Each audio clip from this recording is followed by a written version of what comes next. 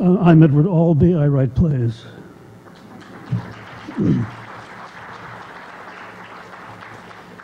In spite of the continuing efforts of International PEN American Center, especially its Freedom to Write Committee, there are many countries around the world who feel totally free to violate the rights of their citizens, to imprison them, to try them in violation of national law and in violation of international law. Two of these countries that come to mind right away are the People's Republic of China and the United States of America. We are concerned here this evening with the People's Republic of China. Long live the People's Republic of China. Long live the People's Republic of China. That's right. Indeed, sir. Defend the Olympic torch. It should be allowed to continue in its way without anything except severe criticism. Now,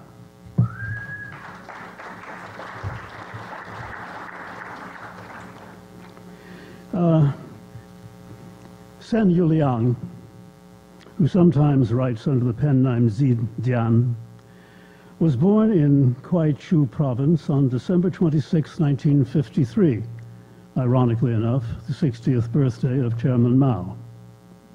He graduated from middle school and became a factory worker in 1970, working his way up to be chief of production and then deputy director of the factory.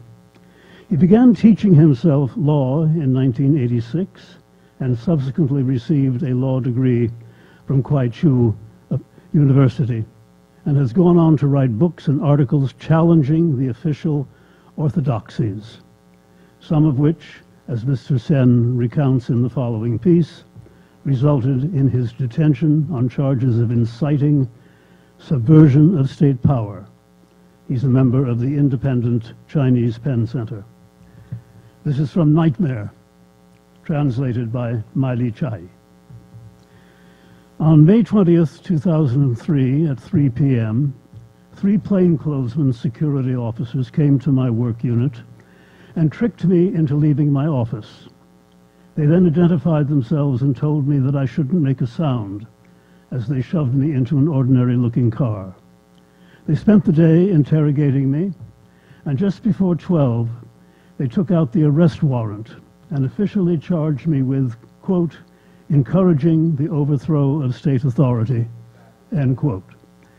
The concrete evidence for my criminal activity was, first, that I had written a book entitled The End of Marxist Theory and had mailed it to Hong Kong to be sold and distributed. And secondly, I had written 2 essays, one called Kicking Out Marx and the other called The Third Kind of Feudalism. Because I'd put them in the mail and they had been intercepted, they became my, quote, criminal activity, end quote. On May 21st, they searched my home and confiscated all of my manuscripts, my letters, 7 diaries and notes, 53 computer disks, 492 books, computer, typewriter, radio, my bank book, and cash. Among the materials confiscated was an unfinished essay I was writing entitled The Communist Party Ought to Practice Communism, and a copy of an English-language BBC television broadcast called Marxism and Chinese Economics, which especially intrigued them. They added these to my, quote, crimes, end quotes. In the afternoon, they put me into a car and gave me some clothes and blankets from my family. Two official government A license plate cars escorted me to Kwayong Railroad Office Number 2 jail. When I arrived, a one-armed police officer came in and took all my clothes and threw them on the floor. Then this one-armed guy stomped on them. As it was raining outside and he'd followed me inside, his shoes were covered with mud. He used big tongs to pull all the buttons off my clothes, and then he tried to poke holes in them. He split my pants and waistband, took my belt, emptied my pockets and threw everything away, including medicine I had with me because I had a bad cold. Finally, he told me to put on the new clothes. Then he put my blankets on the floor and stomped on them too. Afterwards, he said to pick them up. I wore my ruined, filthy clothes and followed another guard outside. I had to hold my pants up with one hand while I carried my other clothes and blankets in the other. I was sent to cell number 9. Altogether, there were 12 of us in my cell, including thieves, pickpockets, drug addicts, con artists, and thugs. The oldest among us was 65, the youngest 14. 4 of the prisoners were orphans who had become thieves and pickpockets to survive. Some prisoners had been there for 7 or 8 months, others for 5 or 6. The warden was always trying to squeeze something out of the prisoners over the 20 days I was there. I had to hand over 300 yuan. Those prisoners who stayed the longest had to pay the most. I don't think the Nazis had even thought of this scheme. In all, I gave the guards 435 yuan when I first came, and I told them to give the prisoners a good meal. And so everybody looked at me differently and didn't beat me up. I was even allowed to sleep on a wood board rather than on the floor. During my incarceration, the National Security Office held a trial, and I raised the issue of my being a political prisoner. I said that China is a member of the United Nations and has to follow the UN Charter, and we are a signatory of the UN Human Rights Covenant.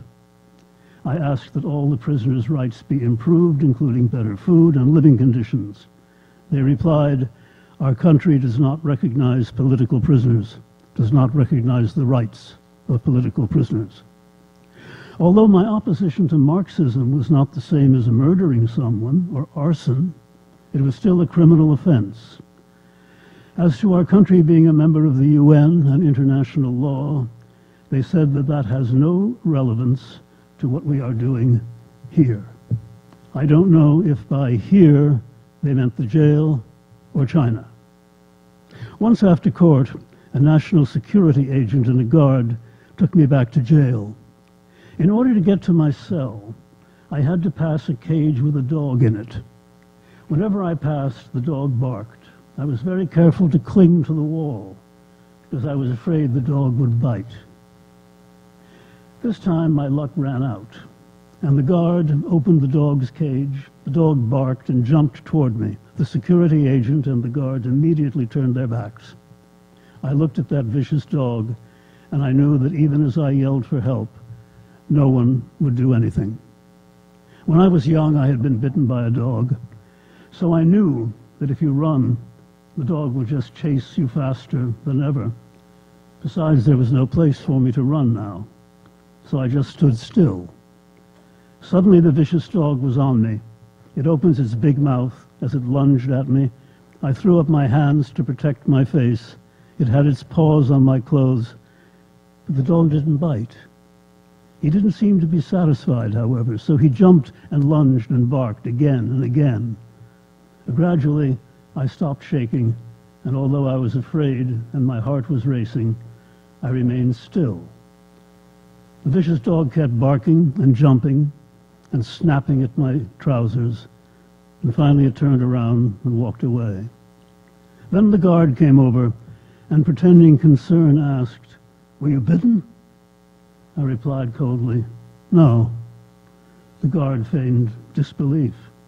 "Well, your luck's still good."